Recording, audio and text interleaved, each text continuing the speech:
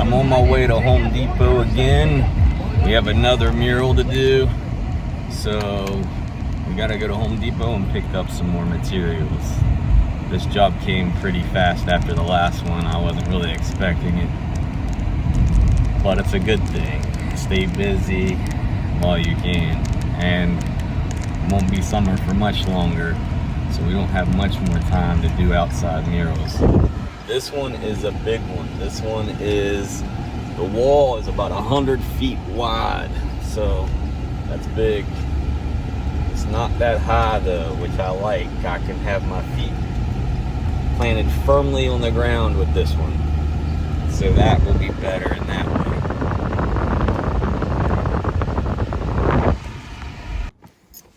So I am over here for the first day for the new mural job, and I'm not going to be able to record as much as I'd like of the whole process from a distance because there are some obstacles in the way, like people parking here and stuff. But this is the wall that I'm working with here.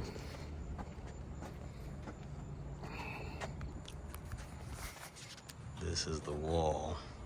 So we're going to do all of this from all the way down at the end of this wall, all the way down to that end. He says it's about 100 feet. I didn't measure it.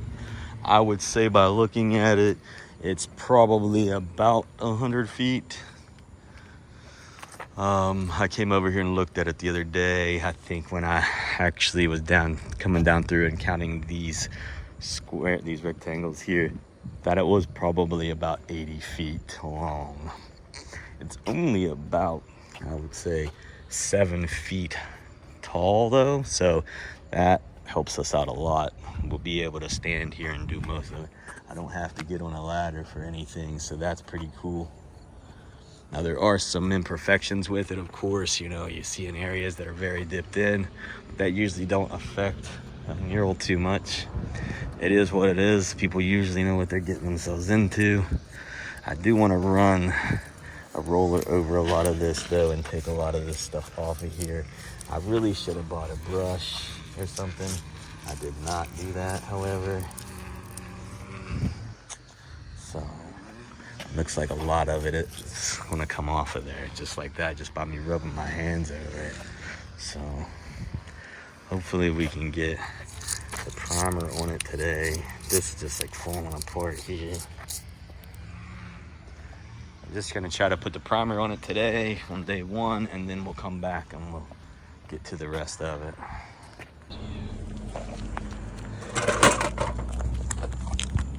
Alright, I'm gonna try to videotape. I'm gonna try to record as much of this process as I can.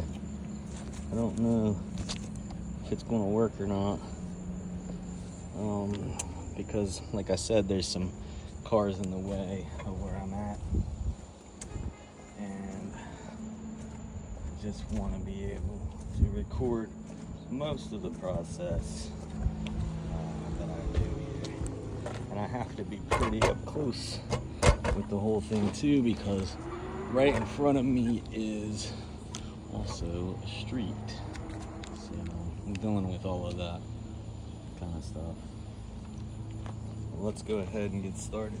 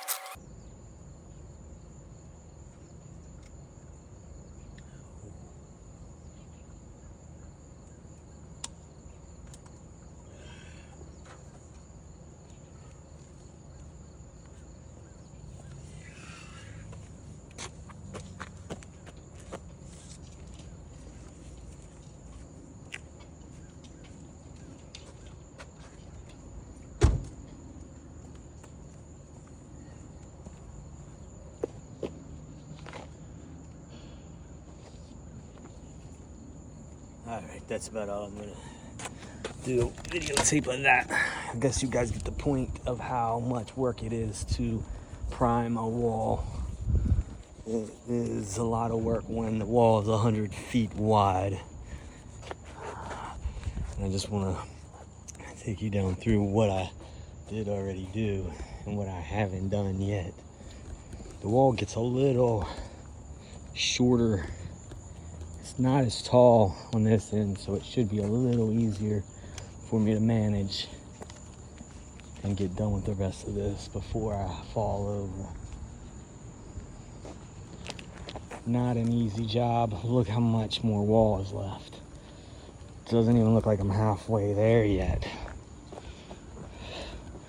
But really I am, because the wall gets shorter up here. And there's not as much square footage that I'm going to be painting once I get to about right here. Alright, but that's it for now. I will set it back up for you to see the rest, or to see what's next tomorrow.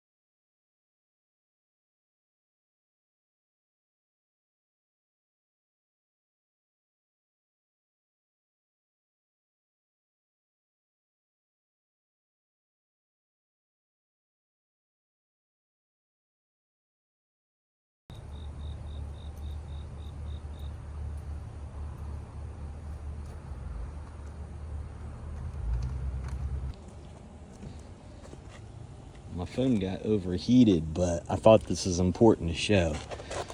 I put some black with some red here, and I mixed it up, and it has a darker tone to it than the other red, so that I can use this to paint in here. You see how that looks like there's kind of a shadow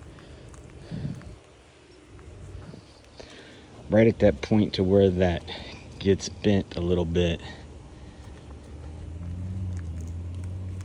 And then just paint that on there to where almost if there was a hump right here, until light would hit it again and then stop. So hump starting right here, light not hitting it until here, if that makes any sense. Once I put the darker gray, I put like a gray in there for the white, it'll make more sense. It's hard to read. It's hard to read what I'm doing right now without that darker shade of, without that gray in there on that white as well. But I'll come back and show that part too. With my phone getting overheated, because the sun is really shining down on me now, I'm not going to be able to record like I normally would.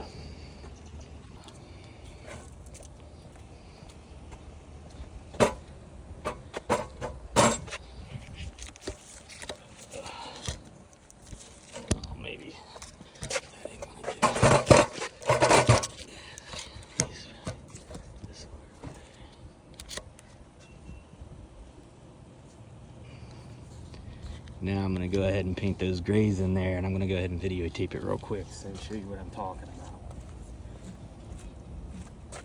This is when I feel like it'll come together as something kind of neat. Right now, it's probably hard to tell.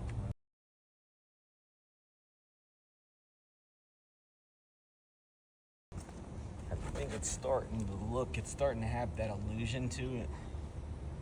I'll take you back a little bit so that you can see what I'm saying. I think back here you can tell better why, or what I'm doing, and why I'm doing what I'm doing. when you come back here, it's like you can almost see the crease of the flag.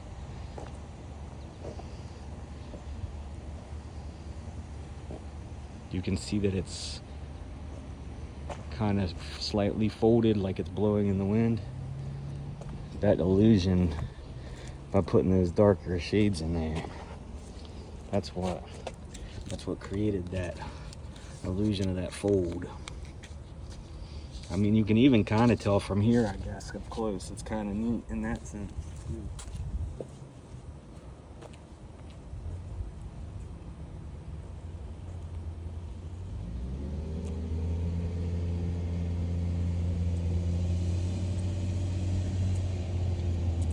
I think the only thing that's wrong, and straight on, it doesn't seem to be creating the same illusion. Well, maybe a little bit. Maybe it's because I need to change a couple things up on it.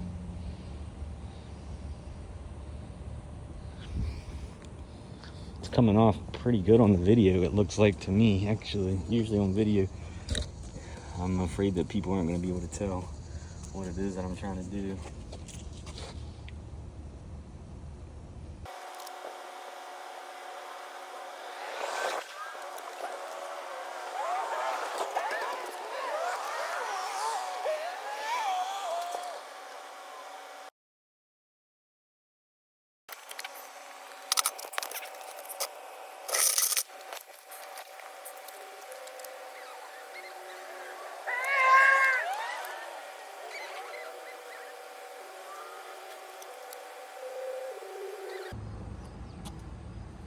All right, I think our stars are good now.